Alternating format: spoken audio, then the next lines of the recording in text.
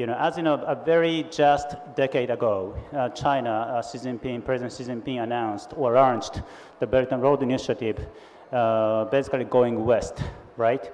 And Europe, Central Asia, Middle East, Southeast Asia, South Asia as well, and Africa. And then a year after, China established the Silk and Road Fund, and then AIIB, 2015, Asian Infrastructure Investment Bank, to facilitate, these, ambitious or, the BRI's project, or initiate the entire process. And then 2 years after, 2017, China hosted the first Belt and Road Initiative high-level forum in Beijing. And 2019, second forum after the COVID, this month, China going to host the third BRI's high-level initiative symposium or something like that. But I'm not sure exact date, but this month, China is going to celebrate the decade anniversary or something like that. So this is what happened over the last decade. But the problem is, what is BRI?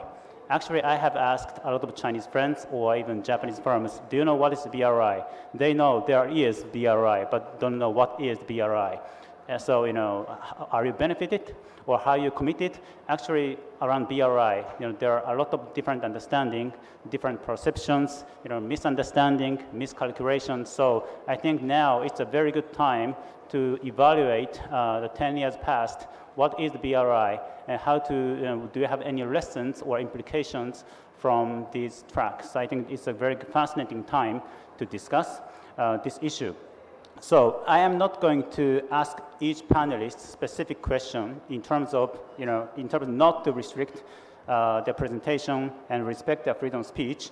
But prior to that, let me propose 3 basic questions, and you can present based on these 3 questions. The first one is, what is the BRI in your view? This is the fundamental but very critical question. What is the BRI? Second, how do you evaluate the 10-year track record? Any achievement or misunderstanding, in terms of, for example, mutual trust between China and the rest of the world. And third one is implications for your country, or in any specific lessons or problems, even challenges between China and the rest of the world, or China and your country. So, so given these 3 basic and open questions, I hope each panelist could present, I think 5 to 7 minutes, but you don't have to go on the podium to save the time. So you can remain here. So each panelist could have 5 to 7 minutes, and then maybe I have some follow-up questions or just directly open to the public, okay? So first of all, let me invite Professor Ali Riaz, as we told, the distinguished professor, Illinois State University, USA. Please, Professor. Thank you. If we just look at the acronyms BRI, it tells us it is a Belt and Road Initiative, which presupposes or precisely underscores the infrastructural development of it. However, the way I see BRI, based on its decade-long success or failure or whatever, however you put it, BRI doesn't come as an infrastructural project only. BRI should be viewed within the global political spectrum where it stands.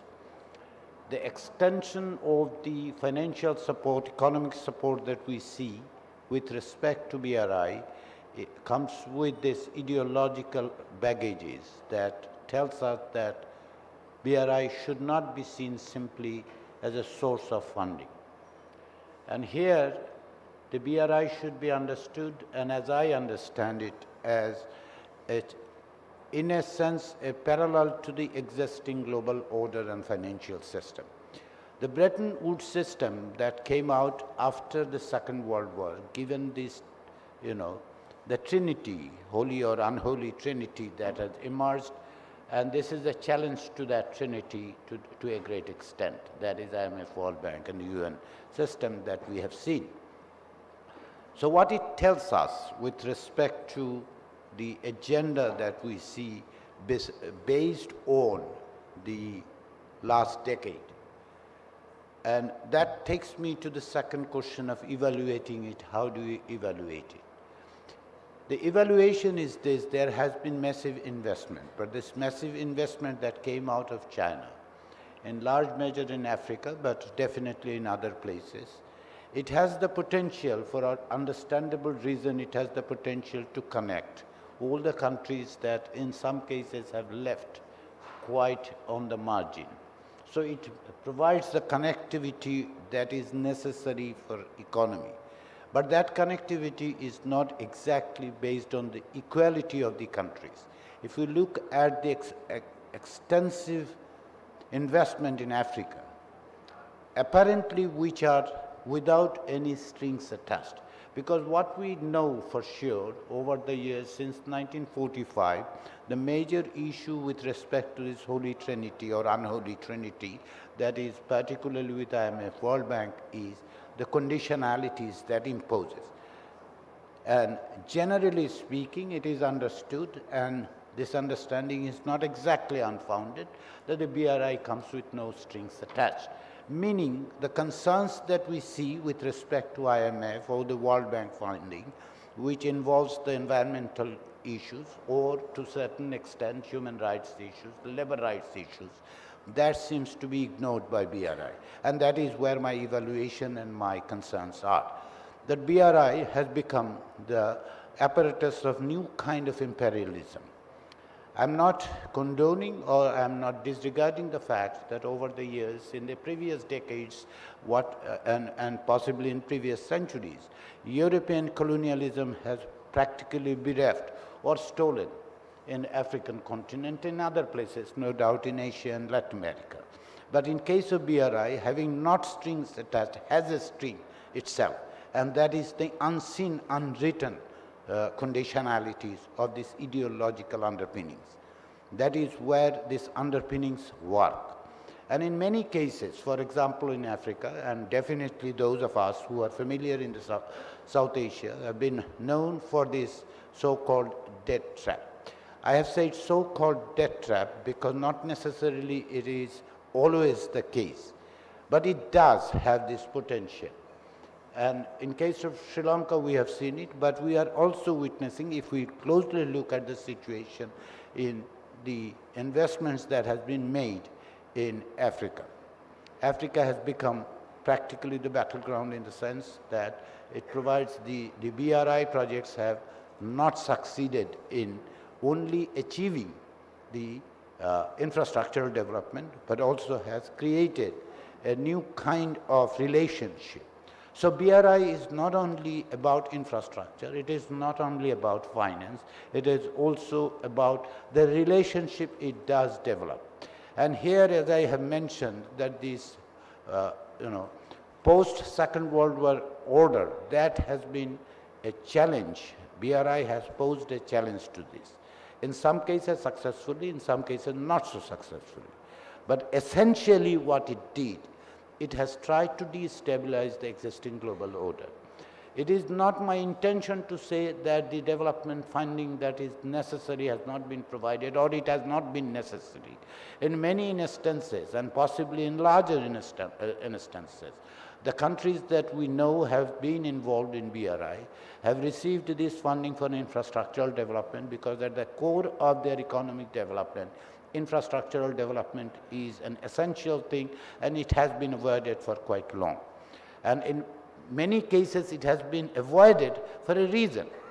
Good or bad, you can make a subjective judgment, but there are reasons for these kind of things. One, of course, the massive amount of corruption that we have seen since 1970s in many of these cases, which has created a sort of crony capitalism. I call it corrosive capitalism that has been infused into this and that has been stolen, and that is what left this absence of this infrastructural development.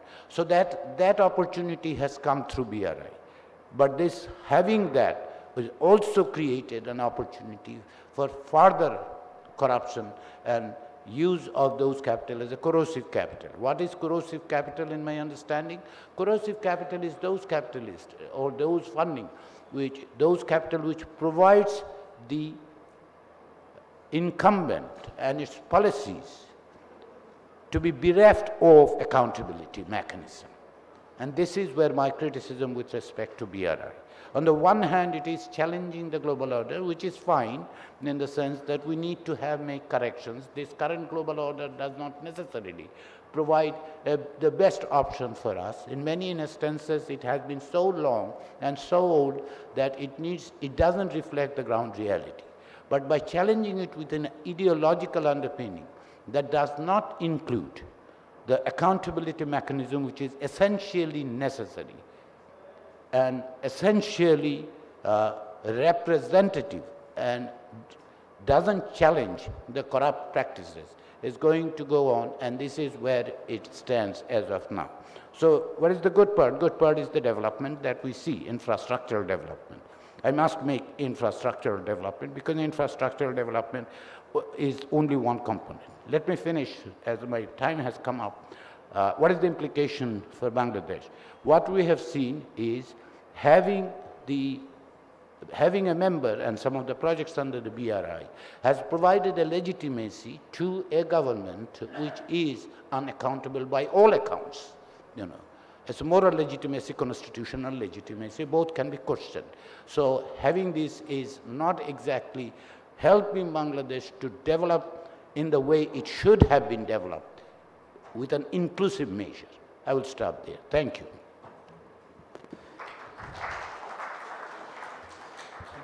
Thank you, Professor Riaz. I think it's very comprehensive but very specific. You provided cases and implications in Bangladesh. Yeah, I think I agree.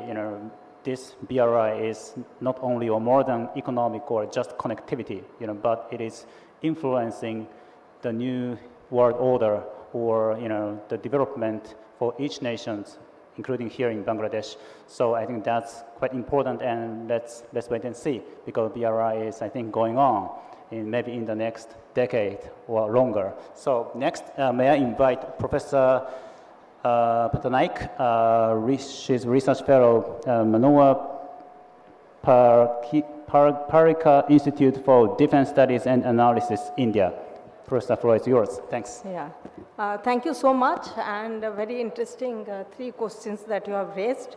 Of course, already Ali has spoken quite a bit about not just about the implications, the accountability, and the kind of development one has seen. I would just make a few points, like for example, of course, after 2013, when the BRI was announced until date, it has more than 1 trillion investment in various parts of the world. And I think that is extremely significant, and to a very large extent, the announcement of BRI fulfilled many of the development aspiration of many of the government, which has been wanting to implement infrastructure projects in the country, but really did not have the kind of capital which is required for this kind of investment. So BRI came as a kind of blessings at that point of time, because it is not just it brought in massive investment, but it was more of a kind of what we say one window clearance, because if the Chinese have committed to something, generally the money comes, unlike the democratic country where you have to go through various process, even to sanction even $1 billion, it has to be basically passed by not just the Ministry of Foreign Affairs, but the finance and others. So therefore, in that sense, the massive investment which was required for development and always filled up a kind of aspirational politics, because democracy always believes in a kind of aspiration. It means development. It means bringing greater economic prosperity to the people. And people are generally not so much bothered about the kind of debt this particular investment may bring. But, often in the case of Sri Lanka, which you have seen, that the kind of economic crisis it faced, actually we see that such kind of investment may bring in much more misery to the people. But nevertheless, I would say that the kind of investment it brought in, it was significant.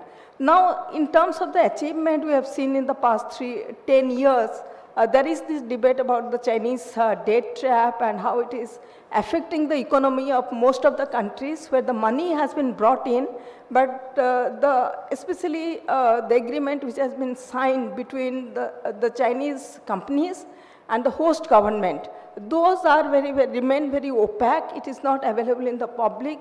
So nobody knew what is actually the interest rate. And in many places, people also say that the interest rate has escalated, like for example, from 3% to 7% in the context of some of the projects in Sri Lanka.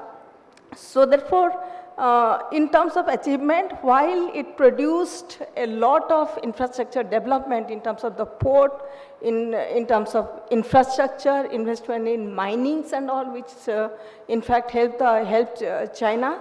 But also at the same time, some of the countries have been very apprehensive, especially those countries who are looking for investment. Like for example, we have seen in the neighborhood many of the projects which earlier was agreed was scaled down a bit so that, you know, the debt actually is something which will be sustainable. So in a sense, right now the emphasis is much more on a sustainable debt. Invest in sectors which actually is going to earn that kind of money and which can be used to pay back the debt which, or pay back the money which has been taken from China. We have seen in the context of Sri Lanka, where the Hambantota port, in fact, went for the kind of equity arrangement, and I've got some figure that around 60% of these projects have been taken over on the basis of equity by the Chinese company. All over the world, there are some figures which are available on the, you know, in the website. That also tells you that, you know, why it is becoming equity is a very different kind of thing as far as the debt is concerned. Thirdly, I would say that while this infrastructure is supposed to boost economy, but infrastructure in itself cannot boost economy unless until you have those kind of policies in place which facilitates trade, which in fact boost the economy in terms of, so therefore I would say that while infrastructures are there, in some of the places you really do not have the government policy where the infrastructure can be used to have a kind of prosperity. In terms of implications as far as you know, the BRI is concerned, of course, India is not a signatory of BRI and it has certain reservation regarding the BRI because of the CPEC. But also at the same time, in terms of implications to India, obviously we have seen in the context of Sri Lanka, basically when the economic crisis happened, and it was India which provided nearly $4 billion of help at that point of time in terms of medicine, in terms of fuel and other kind of daily necessities.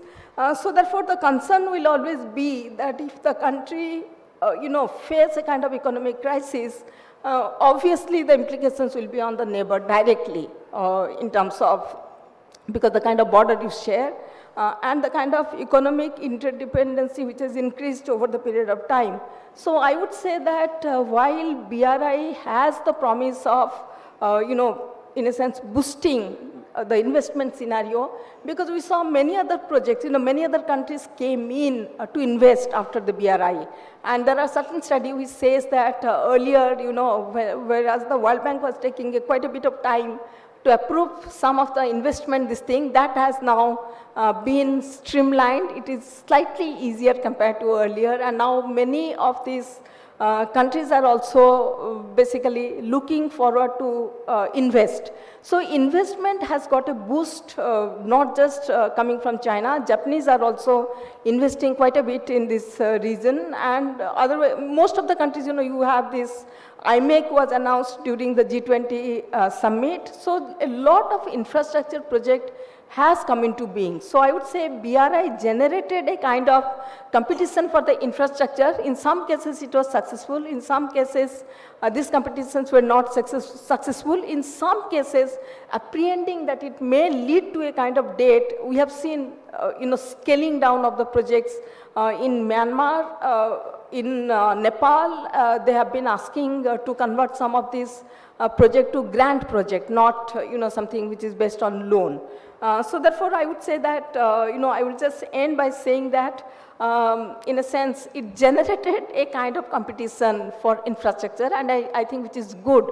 So it is upon the country which is taking, the money from a foreign country, they have to evaluate in which sector they actually require, whether they require it or not, and on what scale they would require, and what will be the economic consequences. Suppose, the project fails, or suppose, that is, it does not generate a kind of revenue, because it's easy that you get the money which you require for investment, but it is always difficult when, the paying back time to come. So the evaluation needs to be done by the domestic government. So therefore, I would not say that BRI itself has led to debt trap. It has definitely led to unaccountability of how the money is being spent, but also at the same time, I would put a larger blame on the host country, which is taking this kind of money and not evaluating how they're going to pay back the money.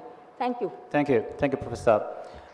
Yeah, please. A lot of challenges, right, in the process of investment, and actually sustainability matters. And, Professor referred a couple of times to Sri Lanka, and, people always say debt trap diplomacy, all right? So a lot of challenges in the process of implementing the BRI. So maybe it's too early to conclude what is BRI, but let's see. Next, may I invite my friend Vali from Iran. He's a professor international relations, Tarbait, Modares University, Iran. He is a geopolitical expert, so maybe he is presenting in terms of this. Please. Thank you very much. Assalamu alaikum. It's great to be here, and thanks Center for Governance Studies for organizing this very timely conversation. So after 10 years of BRI, beyond the technical economic issues and shortcomings and developments, I think the main challenge for BRI, especially in the years to come, is more geopolitical and less geoeconomic. What I'm trying to say that is, there are the variety of issues to be addressed by China as it aspire for larger role and influence, especially in the targeted regions and areas that wants to connect the east-west corridors and also transportation balance. The potential partner, especially in the Central Asia, South Caucasus, Black Sea, Middle East, and east of Mediterranean Sea, see BRI as a very important initiative of infrastructure, trade, and also development to boosting their economies. But when it comes to the geopolitical and security issues, the reality is quite different, because they are reluctant to share their capacities with China to deter the interests that China wants to, formulate by its narrow down interests.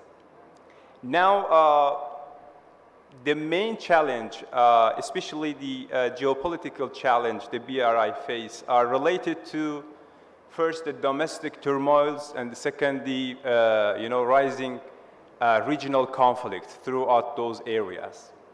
For example, the Central Asia, the South Caucasus, as the conflict is undergoing between Armenia and Azerbaijan, or the corridors like alternatives like Zangezur, that is a missing puzzle in connecting China to Europe. And also in Black Sea, the Ukraine war, in the east of Mediterranean, the Palestinian-Israel issues, and as recently, the war and conflict erupted again. And also in the wider Middle East, the unending rivalry between regional stakeholders like Iran, Saudi, or the turmoils in Persian Gulf. All in all, they are very long-standing challenges that any global powers, if they want to, aspire for larger rule, not only in geoeconomic initiatives, but also diplomatic and political, institutions or initiatives, they should take care about it. Actually, as you know, China is the main trade and investor partner of most of, Central Eurasian and Middle East states. And now, through the lens of geopolitical landscape, a few countries view the BRI as a way to balance against their, security and geopolitical issues. In real politics, connectivity is matters, but it is meaningless without real shared norms and values. As one of the main goals and priority of China in BRI is people-to-people exchange and to foster the Chinese, geoculture influence throughout the world. The second challenge, I think it's going to be much more complex and complicated in tackling with is the great powers competition between United States and Russia, especially its spillover of, consequences in the Central Eurasia, in Black Sea, and in the Middle East.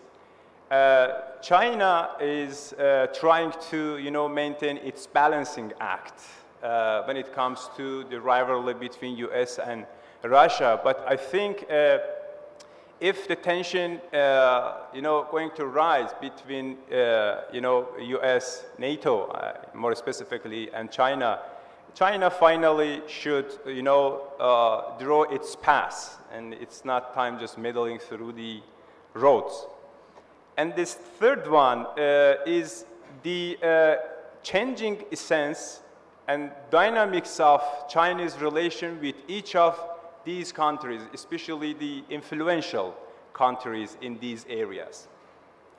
The BRI has had significant impacts over the last decade and has, been a game changer in the infrastructure, development, trade, but it has fallen short in shaping a consistent and comprehensive geopolitical arrangement in regions and areas that BRI plans to invest in. What I'm trying to say is that China has not yet adopted any strategic visions to formulate or to architect any security arrangement in these areas.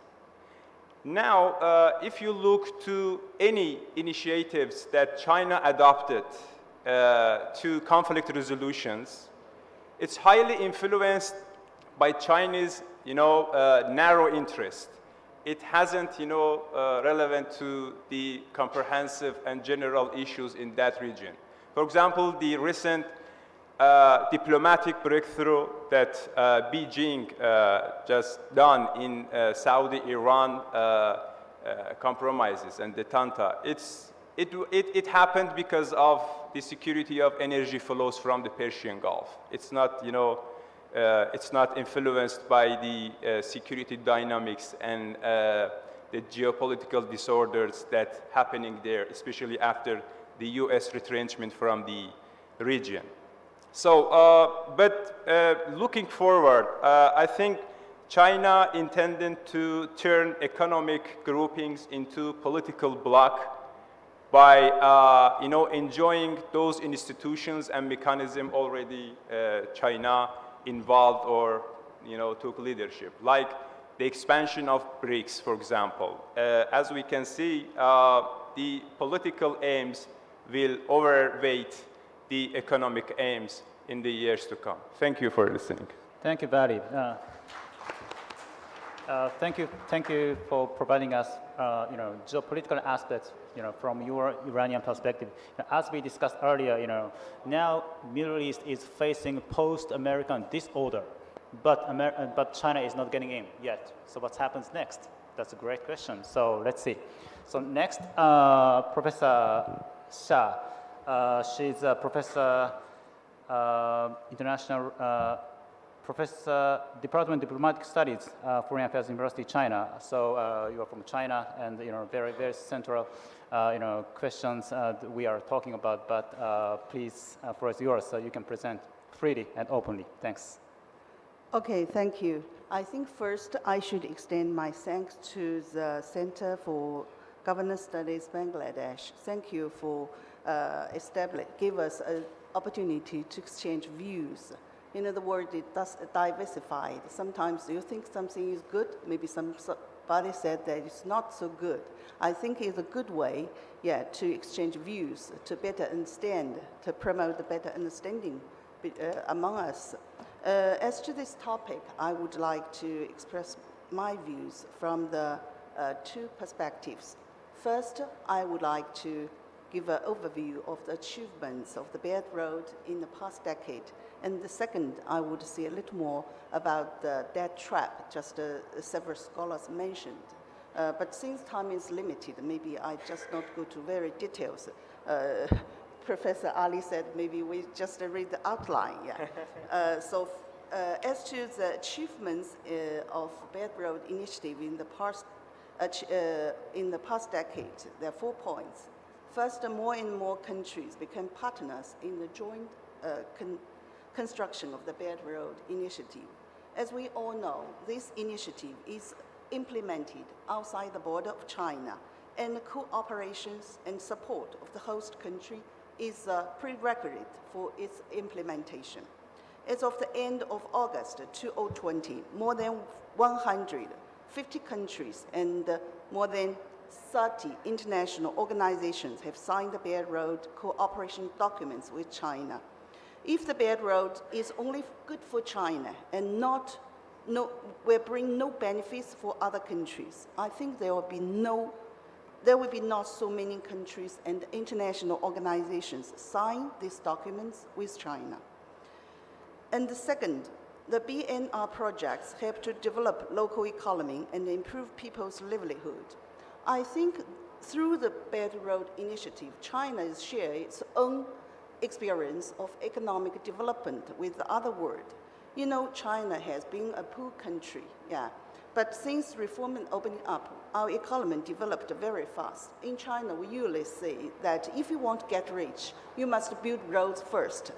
Only when you get good roads, you can sell your products to more friends, to more trading partners at a good price. I think this is very simple, So all these projects, the Belt Road Initiative has so far involved more than 3,000 cooperation projects, boosting the investment scale of nearly $1 trillion.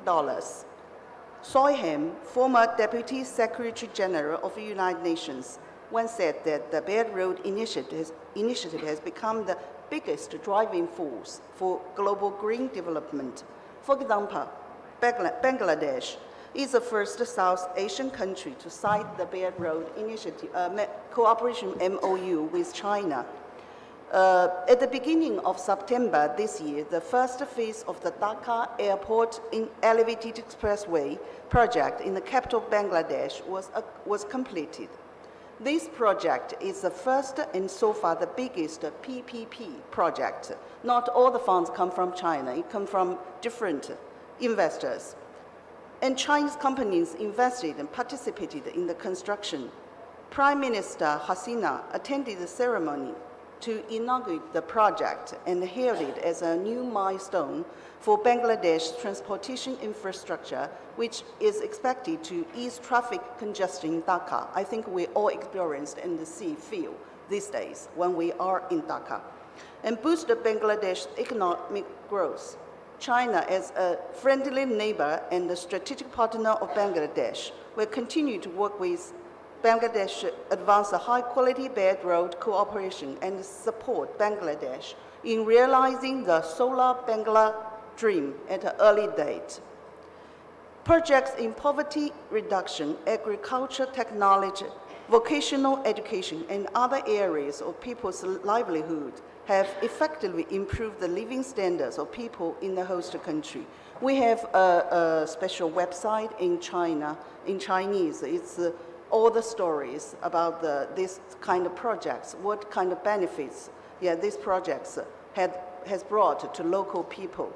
The World Bank estimates that the implementation of all relevant transportation projects under the Belt and Road framework is expected to increase local income by 0.7% to 2.9% by 2030, freeing 7.6 million people from extreme poverty and 32 million people from moderate poverty. And third, over the past decade, high-quality joint construction of Belt Road has been steadily promoted. Just some professor mentioned that the problem of environment protection.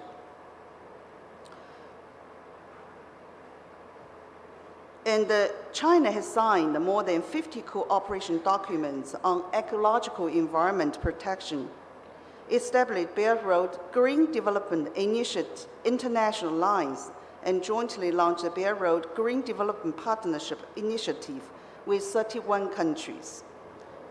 We also have the Digital Silk Road. This Digital Silk Road is becoming a digital bridge to promote new globalization. And fourth, local technical talents have been cultivated through the Belt and Road Initiative. Chinese believe that giving people fish is not as good as teaching them how to fish. For example, in January 2020, during the process of constructing the Central Business District project in Egypt, the Chinese side established Luban College, which is a public welfare education institution dedicated to training Egyptian employees in construction skills. As to the debt financed, as to the debt trap issue, I think that many foreign scholars have published books and papers on this issue. Here, because of the reason of time, I would just list a few examples. For example, a May 2019 Sydney Morning Herald article said that this research made analysis of 40 Chinese debt renegotiations, found that asset seizures are a very rare occurrence and debt write-off is the most common outcome. And also American professor Deborah Brodigan, a professor at Johns Hopkins University, she described the debt trap diplomacy as a meme. This word means a type behavior that is passed from one member of a group to another, not in the genes, but by another means, such as people copying it, which became popular due to human negativity bias based on anxiety about the rise of China. This professor and her colleagues said that the theory lacked evidence, criticized the media for promoting a narrative that wrongfully mispresents the relationship between China and developing countries that deal with. Professor And also we have sorry for data. interrupting. Sorry Okay, you have one more I minute. will finish Thanks. here. Thank you. Oh, okay. Thank you. Professor Xia, you introduced a lot of data, statistics. It's helpful for us to understand China, what China is going to do, and I believe China is doing their job. But the problem is, how we, deal with that, understand that, and narrow misunderstanding and communicate well. So let's see what's going on in the next decade. So lastly, let us invite Aamna Khan. Now you are studying in Jilin University, but you are originally from Pakistan. Please. Thank you, Mr. Chair. Hello, everyone, and assalamu alaikum. First of all, I would really like to say thanks to organizers and especially to Sir Zilur Rahman for giving me this prestigious opportunity to be a part of such a forum. I have learned a lot during these 2-3 days and met so many amazing people here. So I will take this liberty and would really like to would like to say my special thanks to the people of Bangladesh who were very hospitable and who were very respectable and showering your love for me. Thank you so much, everybody. Okay, so because we don't have much time, so let's coming to the part of BRI, the hot topic. So as I have been designated that I should talk about the CPAC, China-Pakistan Economic Corridor, because already so many people have talked about the BRI, so I will just touch a little bit about the CPAC. Okay, so if anybody don't know about it, so like China-Pakistan Economic Corridor is a flagship BRI project between Pakistan and China, which will connect Chinese province Xinjiang to the Pakistan province Balochistan with its Gwadar port. So the project includes many development projects and including the transport infrastructure, energy projects, including the hydropower projects, so special economic zones, along with various social and economical projects. So when China and Pakistan signed CPAC in 2015, the scenario was that Pakistan was facing a huge era of darkness. There was so much terrorism going on everywhere, and we had so much problems related to power crisis, energy crisis, and economy was going very downwards. So it was a ray of hope for the people of Pakistan. So Pakistani people were very much excited, and it was labeled as the game changer for the Pakistan and game changer for the whole region. So that's another debate that is true at the moment or not, but yeah, that time it was really very hopeful for the people of Pakistan because we were really in the phase of darkness. So that is why Pakistanis had special affiliation towards the China and the CPAC project, because they thought like this will change their fate. Anyways, if we talk about the current situation, I will not say that it's fully successful or fully not successful, but to some extent it really changed a lot, and it really helped in developing the country. It had a lot of projects, and there are a lot of projects which are already been completed. There are some projects which has been delayed, but it has various other factors. That's a huge debate. First, because the COVID happened in 2020, and for the 3 years, as you know, that not everything was functioning normally. So that is why all these projects were a bit late. But if you see, and there is a proper website available for the CPAC projects, that what is their progress. So you can see that a lot of projects have already been completed and have already produced a lot of opportunities for the Pakistanis and for the Chinese people as well, which includes like 8,000 megawatt energy has been added that has helped to counter and help to improve the energy situation of the country. The situation of the country has improved a lot in terms of the energy and power sector. And then this project was originally $46 billion in 2015, but then it has been exceeded to $62 billion.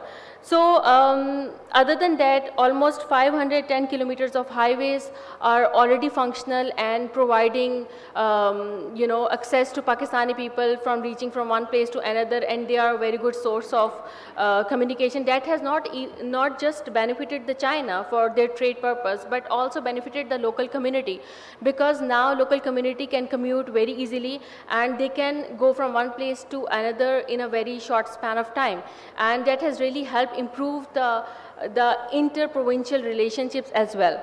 Of course, there are some problems, and there are so many speculations in the media about it.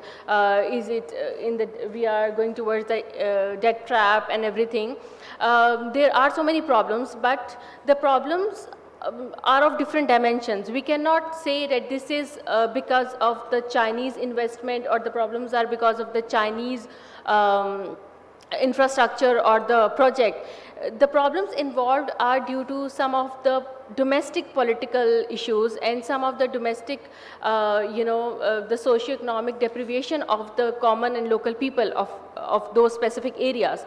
That has slowed down the projects, and there is a security concern as well, especially in the region of Balochistan, which is the hub of CPAC investments, because they are constructing Gwadar port.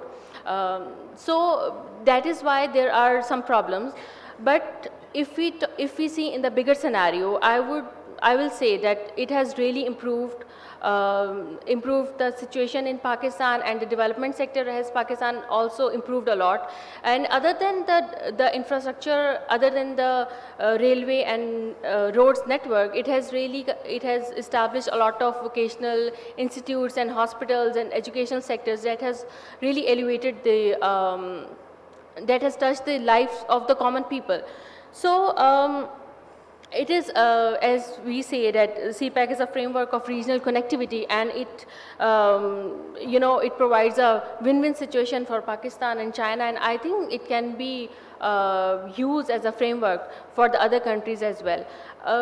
Of course, there are some problems. Of course, there is a lot of criticism on it, that how we are dealing with it. But I think that's the criticism, that these problems are due to the local governments and the political and domestic affairs of the countries themselves.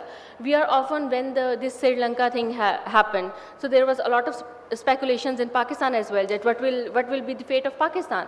But I think it should depend on the government of the country as well, that how they keep their national interest at first. So they should be transparent in their projects, and they should keep their national interest at front. So if we keep the national interest at the front, and then go towards the development projects and with any country, so it will be beneficial for both the countries. Thank you. Thank you, Anna. I appreciate, and your presentation reminded me, even the BRI-oriented cooperation could be implemented substantially rather than symbolically. So, and that's good. And my country, Japan. I'm sorry, Japan is not joining BRI, but our former Prime Minister Shinzo Abe, unfortunately assassinated last year. His decision. We do not acknowledge the BRI itself, but if the projects, project-based, projects could guarantee openness, financial sustainability, economic feasibility, and transparency, we could join the project, but it doesn't mean acknowledge the BRI itself. It's a bit complicated, but so, we have a lot of ways to, engage or be committed. So I think, Pakistan, China case, even Japan, China, very, sensitive, complicated diplomatic relations. We are doing something, for example, we are doing, establishing a smart city in Thailand. We say third parties cooperation. Of course, we don't name it a BRI, but something happened. So let's see. And now I think the organizer let me close at 5. So we have 11 more minutes. So now let me open up to the audience. If you have any question, very quickly, don't ask questions, just don't comment, just ask questions. So identify yourself and ask a question very quickly. Thank you. So over there, the gentleman. Yeah, hello, I'm Riaz from ISEC in Bangladesh. So as we all know, BRI is a good project, but my concern is, as you know, BRI project will increase debt to GDP ratio for several BRI countries. As we are a developing country, also our poverty rate is so high. So how does BRI reduce poverty? And my another question is BRI really sustainable and can reduce carbon emission, as we all are concerned about global warming and climate change? Thank you. Oh, thank you. Please, Professor. I actually have a question for Dr. Khan. So thank you for your presentation. My question for you is, a lot of the focus on CPEC in Pakistan is on logistical and infrastructure projects. Very few people comment about the agricultural content of CPEC, and from my point of view, that's the most pernicious aspect of CPEC, and I was wondering if you could share your thoughts about that topic. Thank you. Thank you, Professor Fair. Okay, just ready, please. So my question is to Mr. Golmohammadi, as you have mentioned of geopolitical aspects regarding BRI. So the BRI is not, has not been unnoticed by other global powers, so which will lead to an increasing geopolitical situation, so which will create some conflict in the regions where BRI projects are underway. So, which will lead to a situation where some diplomatic efforts would be in certain need. So, what are your thoughts on it? Thank you. Please, the gentleman. Yes. Yeah. Thank you. From the perspective of Latin America, which is not really included in BRI, even though China says it is, but we're geographically very far apart. The concern is BRI might divert trade rather than create more trade. And so it might hurt our economies from that perspective. I was wondering what the panelists have to say about that. Thank you. Thank you. The last question would be, yeah, please. Thank you. Leo. One question specifically to the guy from Iran as well. So, I mean, we're seeing in the region several crises. It was mentioned, of course, the crisis between Armenia and Azerbaijan regarding Nagorno-Karabakh, but also regarding a potential corridor being formed in the south of Armenia, the Zangezur corridor. And we are currently also seeing a rise a new massive conflict unfolding in the Middle East between the Hamas in Gaza and between Israel. So how do you think will that affect like other connectivity programs that are currently being shaped and formed? For example, IMAC, the India, Middle East, Europe corridor, and also the Middle Corridor, which is one of the prime projects of Turkey when it comes to connectivity. Thank you. Thank you all. So Vali, maybe you go first. No? Let's start with Liping, as she just named the statistics, how China, fostering the, to develop infrastructure to avoid the poverty, especially in Bangladesh, please. Okay. Yeah, maybe you need some time to prepare. Okay, I start with it. There are very good questions as to the, I think this provides a very good opportunity for me to know the different comments of this BIR initiative. Just, I think somebody asked whether it's sustainable. I think that when China put forward this initiative, not foreigners, but also including we Chinese, we are just a question where this initiative lasting, how long will it last? What kind of results will it bring? Just as you know, we have many new concepts put forward, like the human with a shared destiny, something like this. But after 10 years practice, we really see that the circle of the friends involved in building, in the construction of Belt Road initiative expanding. So I think, I don't know, how long it will last, but at the moment, for the past decade, it's really achieved good results. Vali, go ahead. And next. Okay, so I have one answer to both questions. Geopolitically speaking, the BRI initiatives is not well adapted with the geopolitical dynamics, especially in different regions that wants to connect China to Europe. And as we can see, China, has never adopted and issued any consistent, comprehensive, and dynamic conflict resolution mechanisms. For example, look to the South Caucasus, as my colleague and friend mentioned, and that erupted, from the Second Karabakh War, 2020. And it's, that it's highly region-specific, geopolitics of conflict there is going on. and where China stands in South Caucasus. So China is one of the beneficial and big player in Central Eurasia, at least over the last decade. But when it comes to geopolitics, there is no role playing by China in this case. And this has led to a new geopolitics of regional conflict between regional stakeholders like Iran and Turkey over the Zangezur corridors.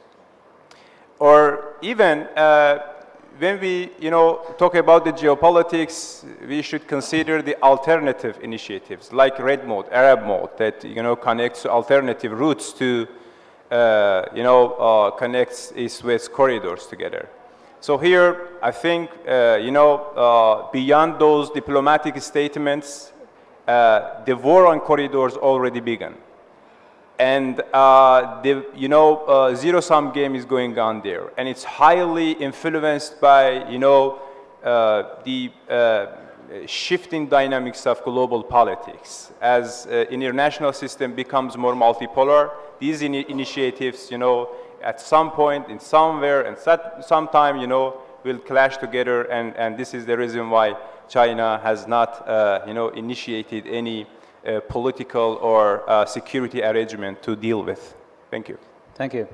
Professor Riaz, any comments? Yeah, I just want to take the question on the reducing the poverty issue, because that seems to be very important to me, at least. Because if you look at the projects of the BRI and the long-term impacts of it, in large measure, one of the impact has been creating a new class, beneficiary of these projects. Why in most cases, the opaque nature of these projects has given opportunity to certain classes affiliated with the regimes. And I'm not talking only about Bangladesh, definitely. If you look at Africa, and I go back to Africa several times on this, because that is an important issue, and that is really significant. Does it reduce poverty?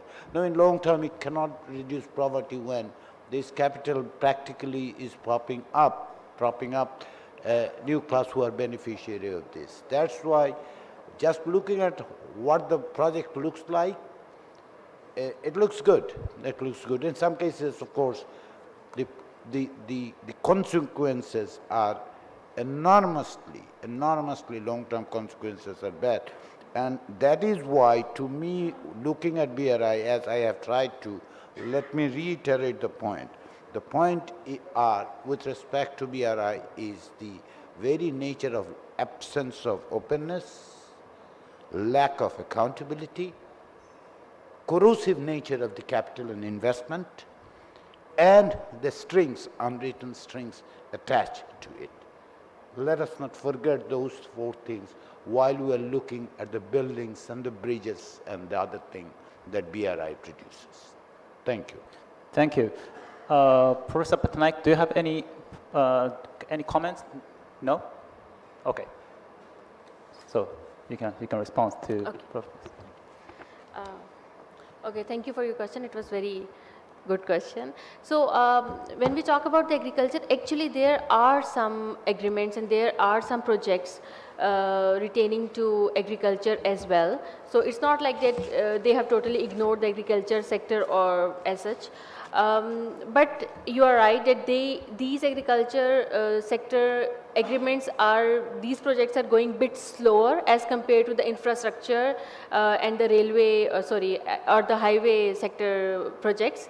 But there are some projects, and another thing, due to these good, if we have like better highways and if we have better mode of communication, so we can have we can import agriculture pesticides and the fertilizers from the China as well, and we can learn a lot from the Chinese agriculture technology and everything.